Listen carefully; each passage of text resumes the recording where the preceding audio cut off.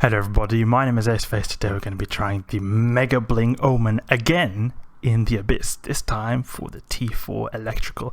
So this Omen right here is worth 7bil, so it's not any other Omen, it's a 7bil Omen Mega Bling. Blinged as much as I could on the test server, because this is obviously a test server. I wouldn't do this, so it would be stupid of me to do this on the normal server. But on the test server, all faction modules are for free, so I bling this as much as I can. You could bling it more if you put officer modules, but you can't get officer modules here on the test server. It's only the faction modules, like the the Corpum A types and those kind of ones, the Pitham A types, those kind of type of weapons. Alright, so let's go to the Abyssal launch site, where we're going to deploy our filament, and we'll go and start going and destroying Triglavians. We're obviously doing the T4. Goal is to be doing T5s. It has enough tank to survive T4. The only thing is, I worry that it will get killed by newts, because this has not got the best amount of capacitor, this ship right here. So there is a chance that if it's a bad newting wave, I could die. That is a possibility, because otherwise I have pretty high hopes that this will be able to tank stuff. Just that if I get newted out, then I won't be able to tank. It doesn't matter how much tank I have. If I'm not able to power that tank, I'll get wrecked. So let's start it out. That's just meaning that newts are high priority, the #1 target are the newts. Otherwise, after that, it should be pretty easy, because we've got like about 400 plus DPS tank, 490 I think. Then plus we've got the reactive armor hardener. The reactive armor hardener is going to make sure that we adapt over time to get even more tank.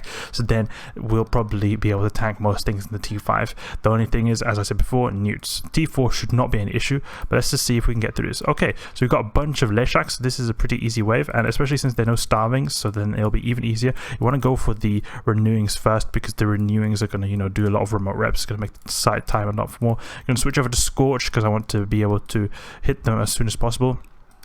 Took a lot of damage right there. To shields just going in one hit, but you'll see how much armor we're going to be repairing in one cycle right here. Let's start shooting. All right, let's go a little bit to the. Oh, we have to activate our reactive armor hardener as well. Oh, do you see that? Just like volleyed, almost died straight away. But I forgot to put that reactive armor hardener on. But yeah, look here. Do you see the tank? The tank is just amazing on this ship right here. Let's go for the renewings. Try to get a bit of transversal to be able to make it harder for them to hit me.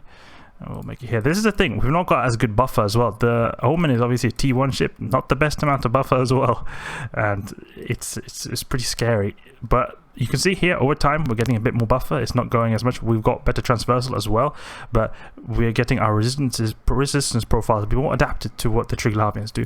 We can actually get in a bit closer, even to be able to do the short range ammo to kill these guys even quicker. Let's go for them. Oh, it's a bit hard to. I can't really hit them at this range, but my drones are doing most of the damage, it seems. Oh, that was a big hit right there. Big hit, but we're going to be repairing like crazy. You see that? Oh, just bouncing back and forward with our armor HP. They're going pretty fast, or it's hard to get close to these guys, actually. Let's start shooting with shooting this renewing guy over here, because this guy, this other renewing that is a bit further away, the 26 kilometer one, is hardly taking any damage from me.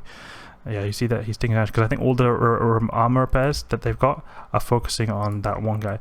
Okay, now we're in range of the short range ammo. Oof. I hope we don't get volleyed. The wrecking shots could be quite an issue here. Tech 1 stuff, Tech 1 cruisers, not going to have the best amount of buffer. Okay, we've got like already half structure. Let's see. Ooh.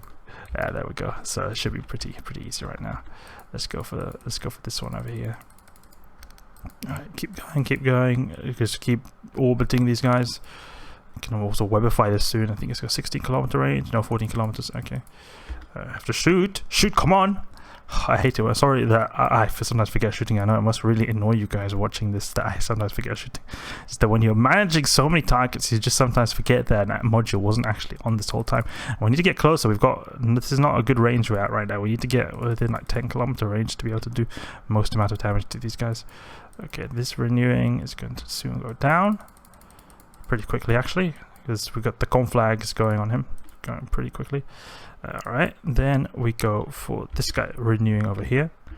So the thing is, like, we've got crazy amount of regen, but the buffer is obviously not big. And when we're in frigate, then we're if we get hit, it's going to hit a lot because a frigate has very little buffer, just like this ship here. The difference is the frigate is a lot better dodging shots. This is a cruiser, so it's a lot easier for these guys to hit me. So it's not the best in that regard. You've got like half structure. Maybe it would actually be even worth to have a damage control just to get that extra buffer. You know, that's a possibility. You could use the really blinged out damage control. It would probably help a bit. Okay, let's take out this renewing over here. Renewing, I didn't expect him to do so much damage, but this is the thing. I underestimated how much buffer this ship would have, so it's not at all as much buffer as I thought it would have. So I can imagine the bane of the ship would also be a Charybdis Tyrannos, because the Charybdis Tyrannos is obviously going to land the wrecking shots, and the wrecking shots are going to just probably one-tap this guy's armor. Just going to go straight through it. And also, it had a bit to do with that I didn't activate my reactive armor hardener in the beginning of the site. So that was a bit of a mistake from me. Okay, let's shoot this guy. He's going to go down pretty fast. Let's just switch over to Conflag. Especially since we've got ramped up to all fully on the explosive and the thermal. So we're going to be having quite relatively high resistances for the Triglavians. That's also a thing. This ship is not good against Triglavians because Triglavians do a lot of explosive damage, and explosive damage is in general for armor tank ships tends to be the lowest resistance. So it's going to be quite hard with the Triglavians, and I hope starving Vedmax, I can imagine they will be a big issue, because not only they're going to do a lot of damage, they're also going to starve me to death or starve my capacitor to death, and that will be a bigger issue because, you know, I talked about before that this has not got the best capacitor. It's very dangerous, very dangerous. You can see definitely this Omen right here is trying to do too much for what it's actually meant to do. Okay, let's bring the drones back. Switch over to Scorch, because I want to be able to apply damage straight away when I get into the site. Corelum. There's two types. There's like a Corelum and there's a Gistum Afterburner, so I'm using the Corelum type because I think this one had a bit better fitting space. I think this one had, because the Gistum type has more power grid, less CPU, and the Corelum I think has less power grid and more CPU requirements. So I chose this one because I had a bit of a power grid issue with this Omen right here. It's trying to fit too big stuff. Okay, time is not looking that good either. Charybdis, ooh, Charybdis. We are going to have to get under the Charybdis' guns. Let's keep going. I have a feeling that we maybe will die, but luckily there's no null charges or there's no starving guys on the grid, so it shouldn't be too much of an issue if we don't have bad luck with the wrecking shots. Let's start shooting with the Scorch to take out the entanglers. We can also show the drones to maybe switch a bit of the drones off me. Okay, wreck this guy. We can actually switch over the short range ammo, conflag. Got this because we want to take out the entanglers, because the entanglers are going to make us go very slow. They're going to make it so that Charybdis can hit us easier, and we do not want that to happen. Okay, just keep going with that. Only one entangler left. The rest are obfuscators, and we'll actually go for the confuser. The confuser is making us track worse. We don't want to have bad tracking. We want to maximize our damage so we can get these guys off me as soon as possible. So we'll be going for the confuser next. Confuser. All right, there we go. Confuser. And actually, he's quite far from us, so we may have to switch. May have to switch our course a bit to get closer to this confuser over here. And it's also very annoying that we've got this deviant automata suppressor right here, because the deviant automata suppressor is damaging our drones. And it's not that big of an issue because you can see here they're only taking shield damage. Infiltrators have most of their HP in the armor portion, so just seeing a bit of shield damage is not really an issue. Also, the shields are recharged. What is an issue is if we see that they are taking a lot of armor damage, then there'll be a big issue. Like, for example, now if they start taking maybe 10% of their armor or something like that, then I'm going to start recalling them, because we don't want to take too much damage in our drones. Drones are going to be taking drone damage is a permanent damage to our DPS if we lose a drone. Okay, let's just start recalling these guys here, because it's going to get very hot right now. Very hot in terms of the drone department. But I'm actually quite impressed with how well we're tanking Charybdis Tyrannos. I thought it was going to be a lot worse, but we actually are tanking pretty well. You can see here we hardly took any damage at all. We once came up to half armor, but then we just boosted straight up back from what we were at before. Let's web this guy just so he gets a bit off me. We can actually get close to Charybdis Tyrannos, and we'll actually get into conflag range. So when we killed all these guys, actually let's take out the drones now, just so we can speed up this process a bit, because it doesn't seem like they were aggroing the drones. It's just deviant automata suppressor damage, and that's just going to be a little bit of like a tickle on the drones. It's not going to be like, you know, crazy amounts of damage like if they are focusing one of them. Okay, and we're speed tanking pretty good. The afterburner helps a lot. Obviously, if we've got like an MWD, it's going to make so that there's a high likelihood that they get better shots, for example the wrecking ones, and that's something that's good with the afterburner. It helps us speed tank a lot. Let's keep going here. we're soon going to get into this arc where we can just go and orbit Charybdis Tyrannus. Alright, let's shoot this guy. And I'm not in. The thing is, like, I'm using Scorch right now. I should have maybe used Conflag, but it's not really in Conflag range. It needs to be a bit closer to be. Otherwise, we're going to be missing a lot of the shots. Here, we're perfectly hitting a lot of the Scorch shots. So I think it's better to use Scorch right here. Now we're going to use Conflag on Charybdis Tyrannus. We're going to orbit maybe at 7.5 and just go crazy on this guy. Actually, oh, we're in the Abyssal depths. We do not want to go to the Abyssal depths. Oh, our drones taking a lot of damage. Let's recall them. Yeah, that's a lot of damage. This is what I mean. If we're taking a lot of armor damage like this is permanent damage to our drones. They're not going to recharge. If they take a shield damage, then it is going to recharge. We want to be careful with the... Like, it's obviously okay because, as I said before, the infiltrators have a lot of their HP in the armor department, so they have a lot of buffer. But we don't want to just, like, freely take armor damage like the same way we take shield damage. Shield damage can obviously recharge. You see here the shields are slowly recharging.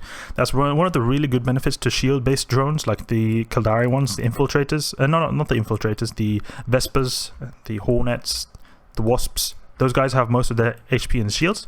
That makes it so that they have very strong shields.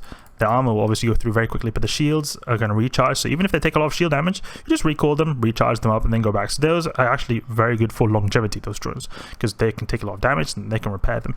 Also, you know, if you have a remote armor repair, you can actually repair the drones. That's actually a possibility. I've seen actually people do the Abyss, actually, where they have a Gila. You know how the Gila has one utility high? So I've seen actually people use a Gila with like remote armor repairs or remote shield boosters, and then they just remote shield boost their drones. It's pretty funny how I've seen people do that. It's quite creative, actually. You can just like repair your drones on the go. But honestly, when I run stuff in the Gila, I don't have much of an issue with the drone HP. Like, sometimes I'll lose the occasional drone, but it's not at all really a massive issue that I'd want to dedicate a whole utility high towards it, because often the reason I would not have a utility high is if I don't have enough CPU for a drone link augmenter, and usually I'll not be able to fit a remote armor repair or remote shield booster if I'm not able to fit a drone link augmenter. And the drone link augmenter, in my opinion, is one of the best utility highs you can use with the Gila, because it just makes you have this insane drone range. As soon as you come into the site, you can just send drones to the enemy, and it's just really good. So I'd strongly recommend, if you can in your high slot fit a drone link augmenter, definitely go for it. This guy is almost dead. Just a few more shots. We'll make our way towards the transfer conduit to save a bit of time. Overall, seems to have gone really well. I thought Charybdis would be a bit more trouble, but it was very easy. The Triglavians, I see those to be the big issue, because this ship obviously doesn't have the best explosive armor resistance, or explosive resistance. You can see here 48% is the weakest one here. It's obviously going to be a bit better with the reactive armor hardener, but it's not the best. It's not definitely not the best, and that could be the bane of the ship, the Triglavians, especially considering how the Triglavians newt me. There's not hardly any capacitor we've got to spare. It's going to be really bad if the Triglavian, if there's a heavy newting Triglavian wave. Okay, let's see now what we've got here. Another Charybdis Tyrannus. So I think this like whole run will go pretty well, unless this Charybdis is very lucky and gets a wrecking shot. We should be pretty good. Okay, we've got null. No, we don't want to do that. We want to go for the entangler and the null charges, because the null charge is gonna nullify our charging capabilities. Oh, that's a lot of damage I took right there. Hits. Yeah. Okay. You see, armor back to full HP. This is so good. This Omen has just got crazy tank with the A-type armor repairs. Okay, go and kill this guy.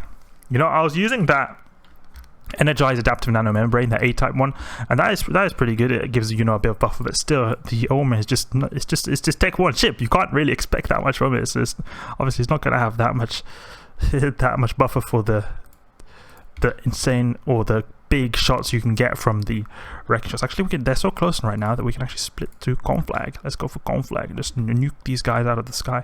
Oh, yes. No, this is the good thing, I don't have to think about, with using the Afterburner, I don't have to at all think about the null warp. They're just completely out of the equation. So that's one of the benefits to using the, Afterburner based ships, is just that you don't have to at all care or worry about being scrambled. That's something you have to really think about a lot, because those are usually the guys I would go for first if I'm in the MWD based ships. But obviously the MWD is really good for mobility, because I can actually kite Vedmax with them, and it also helps a lot with getting the extraction nodes. We can actually orbit this guy to even reduce damage. Let's go and just take out this one here. We can actually go a bit closer just so we can get into the conflag range, because we're doing quite little damage. You see that 300 hits. But the MWD has its benefits, but you can see here, this is definitely where we can see the benefits of the Afterburners where we can avoid a lot of damage and how we can not have to worry about these null warpers over here. Okay, go for this guy. Conflag. It's just, I find it a bit strange how the Conflag has the same icon as the X-ray type of ammo. If we look here, if we go into X-ray, you see this here? This is the same color as the Conflag, and I find that a bit strange because the X-ray ammo is not one of the like best ammo types for the normal ones. Like you got normal ones like multi-frequency, ultraviolet, X-ray. Those are the normal ammo types.